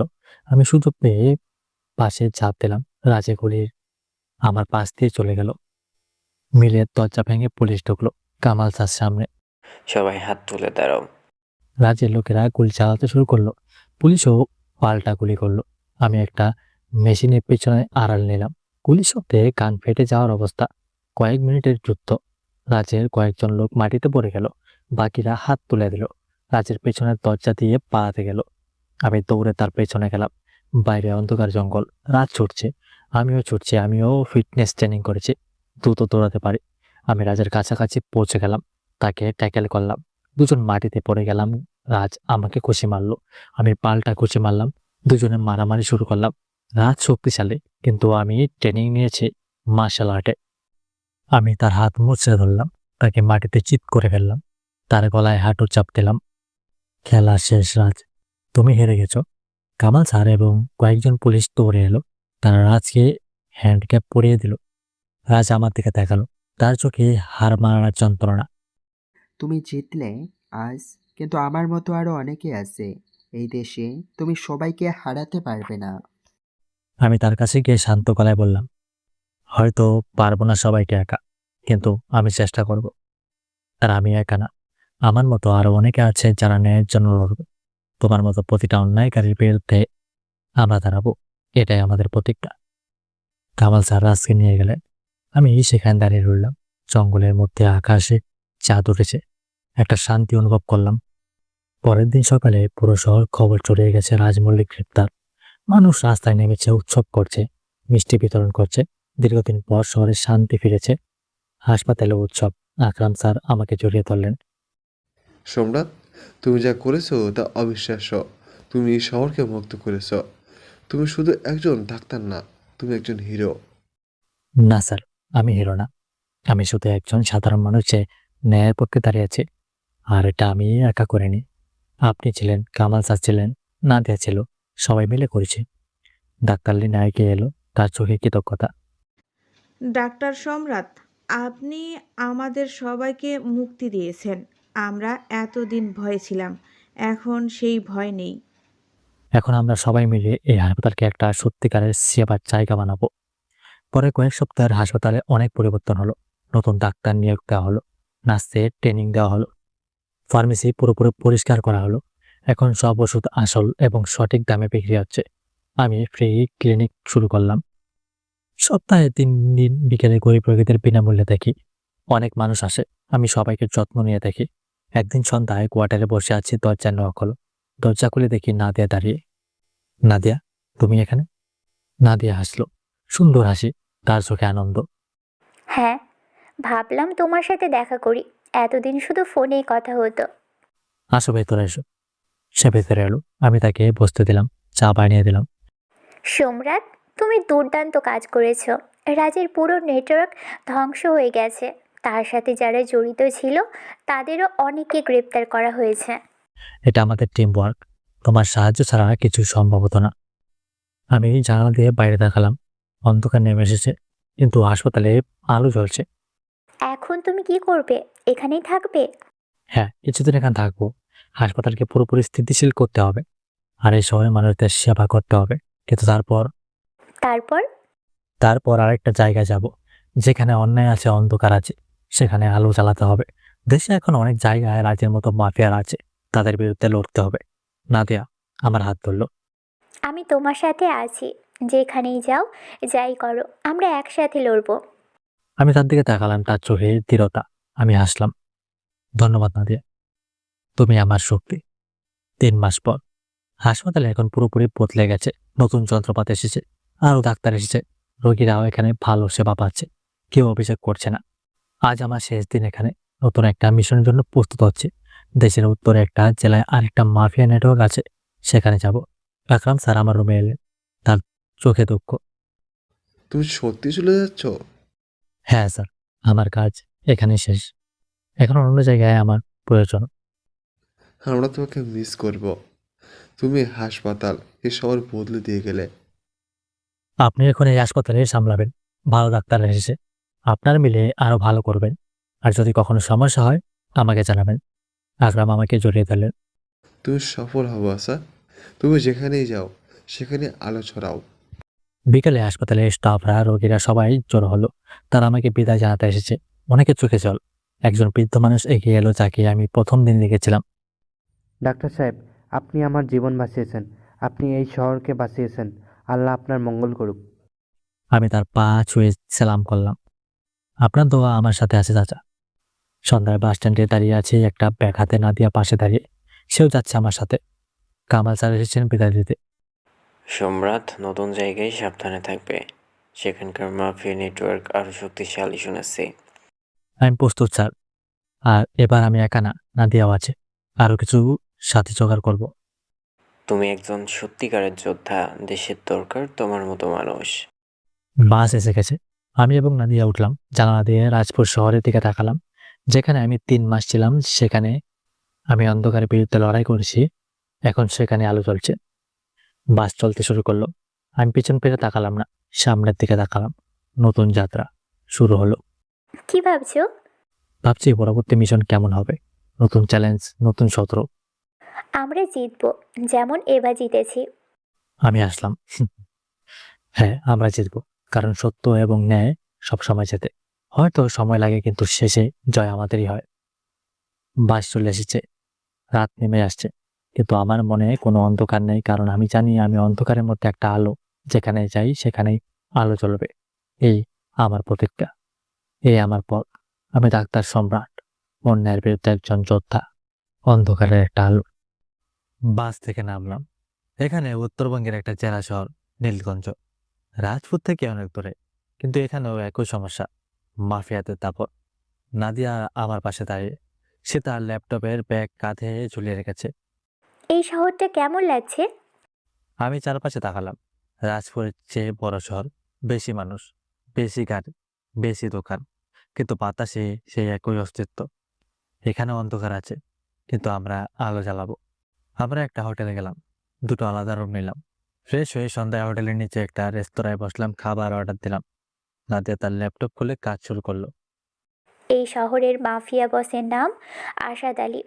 স্থানীয়রা তাকে ডন আসাদ বলেই ডাকে। সে রাজের চেয়েও বেশি শক্তিশালী। তার হাতে আছে জমি দখল, চাঁদাবাজি, মাদক ব্যবসা, অবৈধ অস্ত্র ব্যবসা সব। তার সাথে জড়িত আছে স্থানীয় এমপি, জেলা প্রশাসক, পুলিশ সুপার, প্রায় পুরো প্রশাসন তার পকেটে। তার দুর্বলতা কি?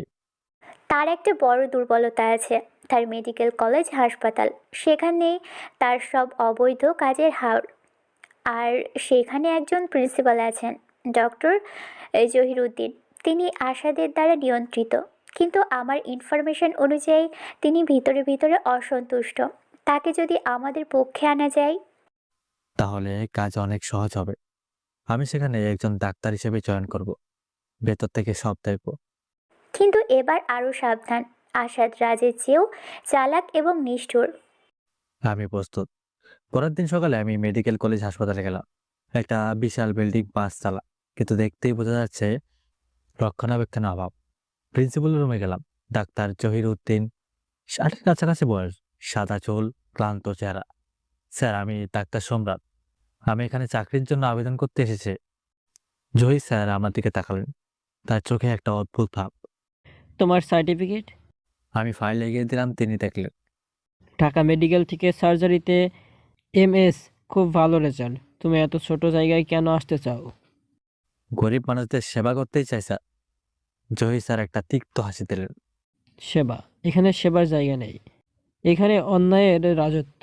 তুমি যদি সত্যি সেবা করতে চাও তাহলে অন্য জায়গায় যাও। আমি জানি এখানে কি হয়। আমি রাজপুরে ছিলাম, সেখানেও এই অবস্থা ছিল। আমি সেখানে পরিবর্তন এনেছি, এখানেও আনবো। জহির স্যার চমকে উঠলেন। তুমি তুমি সেই ডাক্তার সম্রাট যে রাজপুরের রাজা মল্লিককে ধরিয়ে দিয়েছে? হ্যাঁ স্যার। জহির স্যার উঠে দাঁড়ালেন, দরজা বন্ধ করে দিলেন। তারপর আমার কাছে এসে বসলেন। তুমি কি জানো তুমি কি বিপদে পা দিচ্ছ?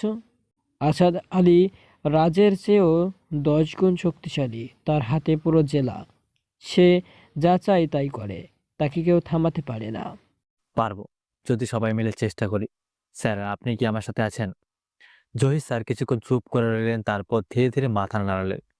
আমি এত বছর চুপ ছিলাম, ভয়ে, আমার পরিবারের কথা ভেবে। কিন্তু এখন আমার বয়স হয়েছে, আমি আর কতদিন এই ভয়ে বাঁচবো? তুমি যদি সত্যি আমাদের বিরুদ্ধে লড়তে চাও, আমি তোমার সাথে আছি।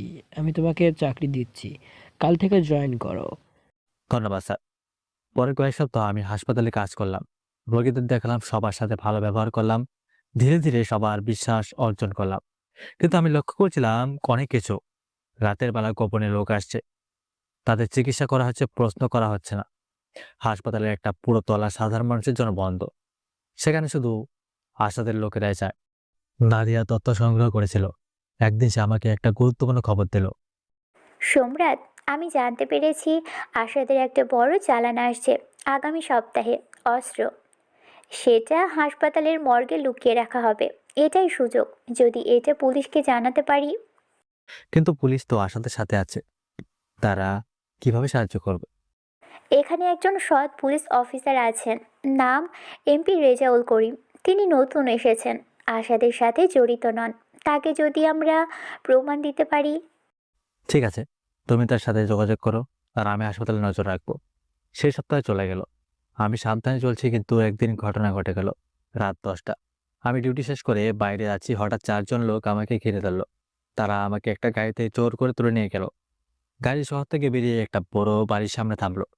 আমাকে ভেতরে নিয়ে যাওয়া হলো। একটা বিশাল হল, দেওয়ালে হরিণের মাথা টাঙানো, বাঘের চামড়া, মেঝেতে দামি কার্পেট।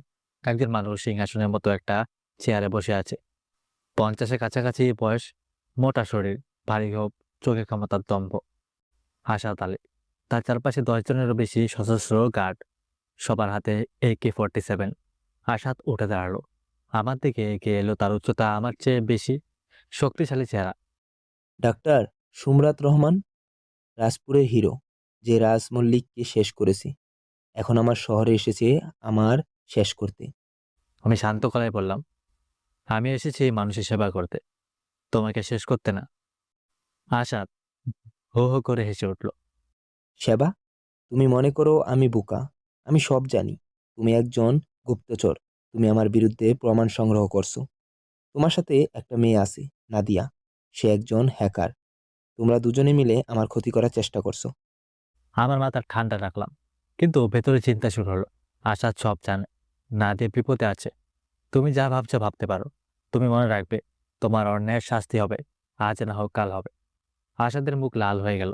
সে আমাকে একটা জোরে চড় মারলো, আমার মুখ থেকে রক্ত বের হলো। তুমি সাহস করে আমার সামনে দাঁড়িয়ে কথা বলছো? তুমি জানো আমি কে? আমি আসাদ আলী। এই জেলায় আমার কথায় শেষ কথা। আমি যাকে চাই মারি, যাকে চাই বাঁচাই। আমি মুখ মুছলাম, তারপর তার চোখের দিকে তাকালাম। তুমি যতই শক্তিশালী হও, তুমি একজন মানুষ, আর প্রতিটা মানুষের পতন আছে। তোমারও পতন হবে, আর সেটা হবে খুব শীঘ্রই। আশাদ রেগে ফেটে পড়ল। সে তার গার্ডদের ইশারা করলো। এই জানোয়ারকে নিয়ে যাও, পেসমেটে আটকে রাখো। কালকে আমি ঠিক করব এর কি করা হবে। গার্ডরা আমাকে টেনে নিয়ে গেল একটা অন্ধকার বেসমেন্টে। সেখানে একটা ছোট্ট সেলে ঢুকিয়ে দিয়ে তালা লাগিয়ে দিল। আমি সেখানে বসে বললাম। অন্ধকার, কোনো জানালা নেই, শুধু একটা ছোট্ট ভেন্টিলেটর। আমি ভাবলাম নাদিয়া কোথায়, সে নিরাপত্তা আছে তো? আমি পকেট থেকে ফোন বের করতে গেলাম, কিন্তু ফোন নেই। ওরা নিয়ে নিয়েছে, আমি একা বিচ্ছিন্ন। কয়েক ঘন্টা কেটে গেল। আমি ভাবছিলাম কিভাবে বেরোবো। হঠাৎ দরজায় একটা শব্দ, তালা খোলার শব্দ। দরজা খুলে গেল। একজন মানুষ দাঁড়িয়ে, অন্ধকার, মুখে দেখা যাচ্ছে না। সে ভেতরে এলো, টর্চ চালালো। আমি দেখলাম জহির স্যার। সম্রাট, তুমি কি আছো? স্যার, আপনি এখানে? আমি শুনেছি আসাদ তোমাকে ধরে এনেছে। আমি এসেছি তোমাকে বাঁচাতে। চলো তাড়াতাড়ি। কিন্তু গার্ডরা? আমি তাদের বলেছি আসাদ আমাকে তোমাকে জিজ্ঞাসাবাদ করতে পাঠিয়েছে। তারা বিশ্বাস করেছে, কিন্তু বেশিক্ষণ সময় নেই। চলো। আমরা বেসমেন্ট থেকে বেরিয়ে এলাম। পেছনের দরজা দিয়ে বাইরে থেকে বেরিয়ে গেলাম। একটা গাড়ি দাঁড়িয়েছিল। আমরা উপরে উঠে পড়লাম। গাড়ি স্টার্ট হলো। স্যার, আপনি কেন এই ঝুঁকি নিলেন? কারণ আমি আর ভয়ে থাকতে চাই না। তুমি আমাকে সাহস দিয়েছো, এখন আমিও লড়বো। আর শোনো, নাদিয়া নিরাপদে আছে। সে এসপি রেজাউল করিমের সাথে যোগাযোগ করেছে। তারা একটা প্ল্যান করেছে। আমি স্বস্তির নিঃশ্বাস ফেললাম। আমরা শহরে একটা গোপন জায়গায় গেলাম, একটা পুরনো বাড়ি। সেখানে নাদিয়া, এসপি রেজাউল করিম আর আরো কয়েকজন পুলিশ অফিসার অপেক্ষা করেছিল। নাদিয়া আমাকে দেখে দৌড়ে এলো, আমাকে জড়িয়ে ধরলো। সম্রাট, তুমি ঠিক আছো? আমি এত চিন্তিত ছিলাম। আমি ঠিক আছি, জয় স্যার আমাকে বাঁচিয়েছেন। এসপি রেজাউল করিম এগিয়ে এলেন। 40-এর কাছাকাছি বয়স, শক্ত চেহারা, চোখে দৃঢ়তা। ডাক্তার সম্রাট, আমি আপনার সম্পর্কে শুনেছি। আপনি রাজপুরে যা করেছেন তা প্রশংসনীয়। আমিও আসাদকে ধরতে চাই, কিন্তু প্রমাণ লাগবে, শক্ত প্রমাণ। স্যার, আমি প্রমাণ জোগাড় করেছি। আশাদের ব্যাংক অ্যাকাউন্টের ডিটেলস, তার অবৈধ লেনদেনের রেকর্ড, তার সাথে কোন কোন অফিসার জড়িত, সব। এগুলো দিয়ে তার বিরুদ্ধে কেস করা যাবে। চমৎকার। আর আমি জানতে পেরেছি আগামীকাল রাতে আমাদের একটা বড় অস্ত্র চালান আসছে। মেডিকেল কলেজ হাসপাতালের মর্গে রাখা হবে। আমরা সেখানে রেড করব, রেড হ্যান্ডেড ধরব। কিন্তু স্যার, আশাদের হাতে পুলিশের অনেক লোক আছে, যদি খবর চলে যায়? তাই আমি শুধু বিশ্বস্ত লোকদের নিয়ে যাব, এবং ঢাকা থেকে র্যাবের একটা টিম আসছে, তারা সাহায্য করবে। আমিও যাব। না, এটা পুলিশের কাজ, আপনি থাকুন। প্লিজ স্যার, আমি এত দূর এসেছি, এখন শেষ দেখতে চাই। রেজাউল কিছুক্ষণ ভাবলেন, তারপর মাথা নাড়ালেন। ঠিক আছে, কিন্তু সাবধানে থাকবেন। পরের দিন রাত আমরা প্রস্তুত। পুলিশের 5টা গাড়ি, র্যাবের 2টো গাড়ি, মোট 30 জন। সবার হাতে অস্ত্র, বুলেট প্রুফ জ্যাকেট। আমি একটা জ্যাকেট পরলাম। নাদিয়া আমার হাত ধরল। সাবধানে থেকো। তুমিও। রাত 11টা। গাড়ি মেডিকেল কলেজের দিকে রওনা হলো। গাড়িতে বসে জানালা দিয়ে বাইরে তাকালাম। অন্ধকার শহর। কিছুক্ষণ পরে এই শহরে একটা বড় যুদ্ধ হবে। হাসপাতালের কাছে পৌঁছে গাড়ি থামলো। আমি নামলাম, চুপি চুপি এগোতে লাগলাম। রেজাউল স্যার সামনে, আমি পেছনে। হাসপাতালের পেছনে দরজা দিয়ে ঢুকলাম। নিচতলায় মর্গ। আমরা সিঁড়ি দিয়ে নিচে নামতে লাগলাম। হঠাৎ সামনে 2 জন গার্ড। তারা আমাদের দেখে গুলি চালাতে গেল, কিন্তু র্যাব আগে গুলি করলো। 2 জন মাটিতে পড়ে গেল। এবার সবাই সতর্ক, অস্ত্র তৈরি করে এগোচ্ছি। মর্গের দরজায় পৌঁছলাম।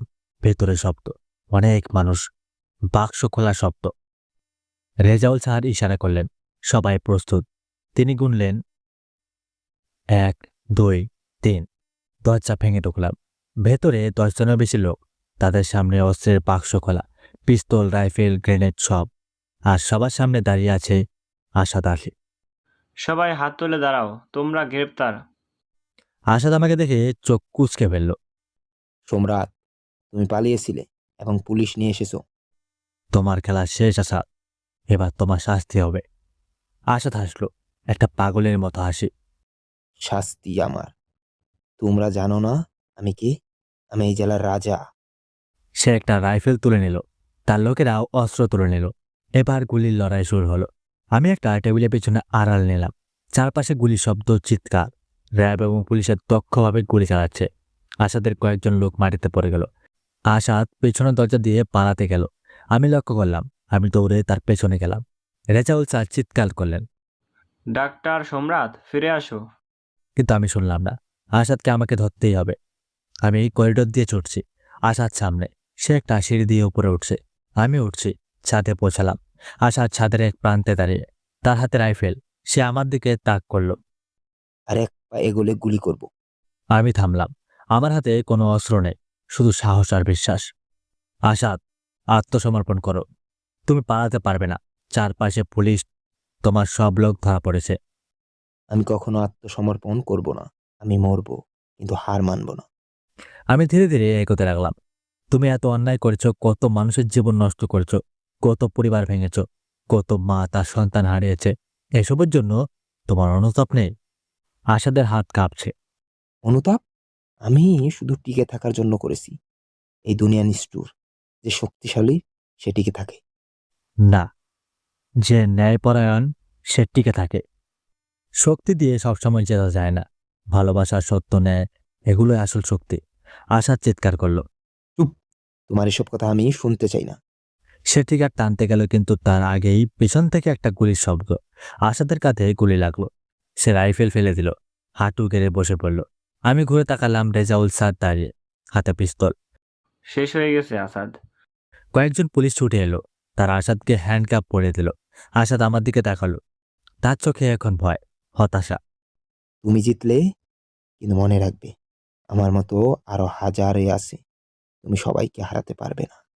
আমি তার কাছে গিয়ে বললাম, হয়তো পারবো না, কিন্তু যতদিন বেঁচে থাকবো চেষ্টা করব, প্রতিটা অন্যায়ের বিরুদ্ধে লড়ব। এটাই আমার প্রতিজ্ঞা। পুলিশ আসাদকে নিয়ে গেল। আমি ছাদে দাঁড়িয়ে রইলাম। আকাশের দিকে তাকালাম, রাত শেষ হয়ে আসছে। পূর্ব দিকে আলো ফুটছে, ভোর হচ্ছে। নাদিয়া ছুটে এলো, আমাকে জড়িয়ে ধরল। সম্রাট, তুমি পাগল? এভাবে একা চলে গেলে? দুঃখিত, কিন্তু আসাদকে ধরতেই হতো। তুমি জিতেছ, আমরা জিতেছি। আমি আসলাম, তার দিকে তাকালাম। না না, আমরা শুধু একটা যুদ্ধে জিতেছি, কিন্তু আরো অনেক যুদ্ধ বাকি আছে। 1 মাস পর নীলগঞ্জ শহর এখন পুরোপুরি বদলে গেছে। আসাদের পুরো নেটওয়ার্ক ভেঙে গেছে।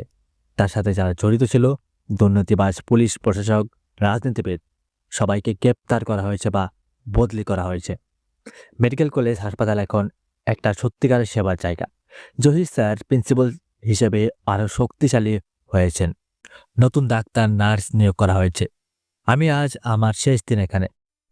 আবার নতুন একটা জায়গা যাচ্ছি, কিন্তু এবার একা না। আমার সাথে আছে নাদিয়া, জহির স্যারের সুপারিশের 2 জন তরুণ ডাক্তার, একজন সাংবাদিক এবং একজন আইনজীবী। আমরা একটা টিম তৈরি করেছি। আমাদের নাম দিয়েছি আলোর বাহিনী। আমাদের লক্ষ্য দেশের প্রতিটা জায়গায় যেখানে অন্ধকার আছে সেখানে আলো ছড়ানো। হাসপাতালের সামনে সবাই জড়ো হয়েছে। জহির স্যার, রেজাউল স্যার, ডাক্তাররা, নার্সরা, রোগীরা, সবাই তারা বিদায় জানাতে এসেছে। সম্রাট, তুমি একজন ডাক্তার না, তুমি একজন মুক্তিযোদ্ধা। তুমি এই শহরকে মুক্ত করেছো। এটা আমাদের সবার কৃতিত্ব স্যার। হ্যাঁ, আপনার সাহস না থাকলে কিছুই সম্ভব হতো না। সম্রাট, যেখানেই যাও সাবধানে থেকো, আর যদি কখনো সাহায্য লাগে আমাকে জানিও। অবশ্যই স্যার। একজন বৃদ্ধ মানুষ এগিয়ে এলো, তার চোখে জল। আপনি এই শহরকে বাঁচিয়েছিলেন, আপনার জন্য আমরা সব সময় দোয়া করব। আমি তার পা ছুঁয়ে সালাম করলাম। তারপর একটা বাসে উঠলাম। নাদিয়া এবং বাকি টিম মেম্বাররা উঠল। বাস স্টার্ট হলো। আমি জানালা দিয়ে পেছনে তাকালাম। সবাই হাত নাড়ছে, আমিও হাত নাড়লাম। কোথায় যাচ্ছি এবার? আমি একটা ম্যাপ খুললাম। দক্ষিণে একটা উপজেলা, সেখানে জমি দখলের একটা বড় সিন্ডিকেট আছে। গরিব মানুষদের জমি কেড়ে নেওয়া হচ্ছে। সেখানে যাব। টিমের একজন ডাক্তার, নাম রাফি, বলল, আমরা প্রস্তুত। টিমের সাংবাদিক, নাম শাহিম, বলল, আমি সব কভার করব, প্রতিটা অন্যায় পৃথিবীর সামনে তুলে ধরব। টিমের আইনজীবী নাম তানিয়া বলল, আর আমি আইনি সহায়তা দিব, প্রত্যেকটা ভিকটিমকে ন্যায় বিচার দিতে সাহায্য করব। আমরা একসাথে লড়ব প্রতিটা অন্যায়ের বিরুদ্ধে। আমরা হয়তো ছোট্ট একটা টিম, কিন্তু আমাদের ইচ্ছাশক্তি বিশাল। আমরা বিশ্বাস করি ন্যায় ভালোবাসায়, এবং এই বিশ্বাস দিয়েই আমরা অন্ধকারকে পরাজিত করব। বাস চলছে, রাস্তার দুপাশে গাছপালা, আকাশ নীল, সূর্য উজ্জ্বল। আমি জানালা দিয়ে সামনের দিকে তাকালাম। নতুন যাত্রা, নতুন চ্যালেঞ্জ, কিন্তু ভয় নেই, কারণ আমি একা না। আমার সাথে আছে আমার টিম, আছে সত্য, আছে ন্যায়, আর সবচেয়ে বড় কথা আছে আশা। যে আশা একদিন এই দেশ থেকে সব অন্ধকার দূর হবে, সব অন্যায় শেষ হবে, এবং শুধু আলো থাকবে, ভালোবাসার আলো, সত্যের আলো, ন্যায়ের আলো। এই আশা নিয়ে আমি এগিয়ে চলছি প্রতিদিন, প্রতিটা মুহূর্ত, কারণ আমি ডাক্তার সম্রাট রহমান, অন্ধকারের মধ্যে একটা আলো, এবং যতদিন বেঁচে থাকবো এই আলো জ্বালিয়ে রাখবো।